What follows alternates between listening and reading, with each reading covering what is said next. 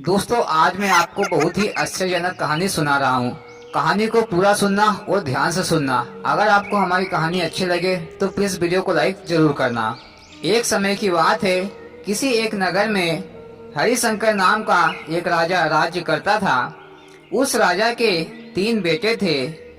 उस राजा की ख्वाहिश थी कि वह उसका सबसे काबिल बेटा उसकी राजगद्दी को संभाले, लेकिन वह इस बात को लेकर बहुत चिंतित था कि तीनों में से किसको अपना राजपाट सौंपे। एक दिन राजा को एक तरकीब सूझी। उसने उसी समय अपने तीनों बेटों को बुलाया और कहा, बेटे, आज मैं तुम सबसे एक सवाल पूछता हूँ। अगर तुम लोगों के सामने एक गुनहगार खड़ा हो जाए तो तुम उसके साथ क्या करोगे?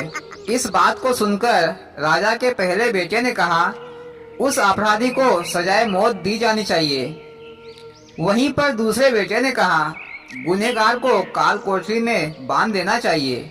जबकि तीसरे बेटे ने कहा, पिताजी, हमें उसे सजा देने से पहले इस बात की जांच करनी चाहिए कि उसने सही में अपराध किया है या नहीं। इस पर राजा के तीसरे बेटे ने सभी को एक कहानी सुनाई। एक राजा था जिसके पास एक बुद्धिमान तोता था। एक बार उस तोते ने महाराज से कहा, महाराज, मुझे अपने माता पिता से मिलने के लिए जाना है। राजा ने उसकी बात नहीं मानी, लेकिन तोता ने भी हार नहीं मानी। वह लगातार महाराज से जिद करने लगा कि मुझे माता पिता के पास जाने दो।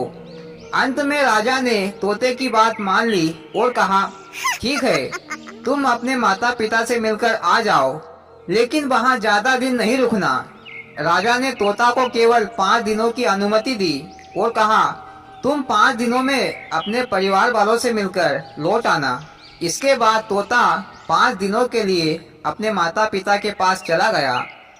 छठे दिन जब वह राजा के पास लौट रहा था तो उसने सोचा कि क्यों नहीं मैं महाराज के लिए कुछ उपहार लेकर जाऊं। फिर वह तोता पर्वत की ओर निकल पड़ा। दरअसल वह महाराज के लिए अमृत फल लेना चाहता था। वहां पहुंचते ही रात हो गई। तोते ने पर्वत पर पहुंचकर फल तोड़ लिया, लेकिन रात हो जाने के कारण वह आगे नहीं बढ़ा और वहीं पर रुक गया। उस रात तोता जब सो रहा था तभी वहां पर एक सांप आया और उसने राजा के लिए जो अमृत फल तोते ने लाया था उस फल को सांप ने खा लिया। सांप के खाने से फल में जहर फैल गया। हालांकि तोते को इस बात की भनक भी नहीं थी। अगली सुबह जब वह तोता जगा तो फल को लेकर महल की ओर चल पड़ा। जब वह महल में पहुंचा तो खुशी खुशी सीधे महाराज के पास गया और कहा, महाराज, मैं आपके लिए यह अमृत फल लेकर आया हूँ। आप इसे खाएंगे तो सदा के लिए अमर हो जाएंगे। यह बात सुनकर राजा काफी प्रसन्न हुआ। फिर राजा ने तुरंत उस अमृत फल को खाने के लिए मांगा।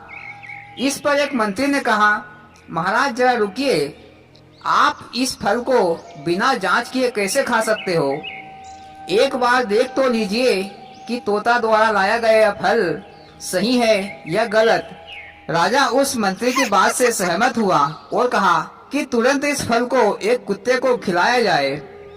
राजा का आदेश पाकर सैनिकों ने वह फल का एक टुकड़ा कुत्ते को खिलाया।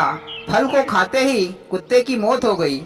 यह देख राजा गुस्से से आग बबूला हो गया। उसने क्रोध में आकर अपनी तलवार से तोते के सिर को काट दिया और उस फल को बाहर फेंकवा दिया। कुछ साल बाद जहाँ पर वह फल गिरा था उस स्थान पर एक पौधा निकल आया।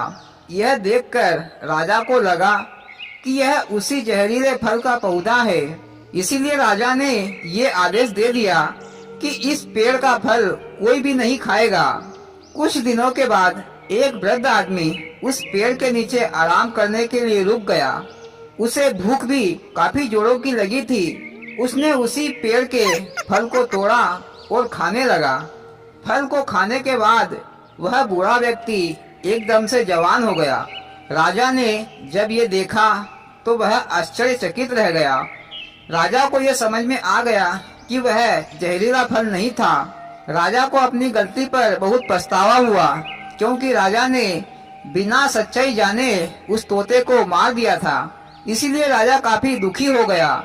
इसके लिए वह मन ही मन खुद को कोसने लगा।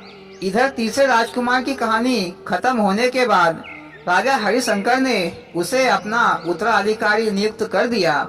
इसके बाद राज्य में जश्न मनाया गया। इस कहानी से हमें यह सीख मिलती है कि हमें कभी भी बिना जांच किए किसी को भी सजा नहीं देनी चाहिए। वाह मोदी जी, क्या अद्भुत कहानी सुनाई, सुनकर दिल खुश हो गया। और भाइयों, आपको कैसी लगी मोदी जी की कहानी? अच्छी लगी हो तो प्लीज वीडियो को लाइक और चैनल को सब्सक्राइब जरूर करना। भोलेनाथ सबके साथ।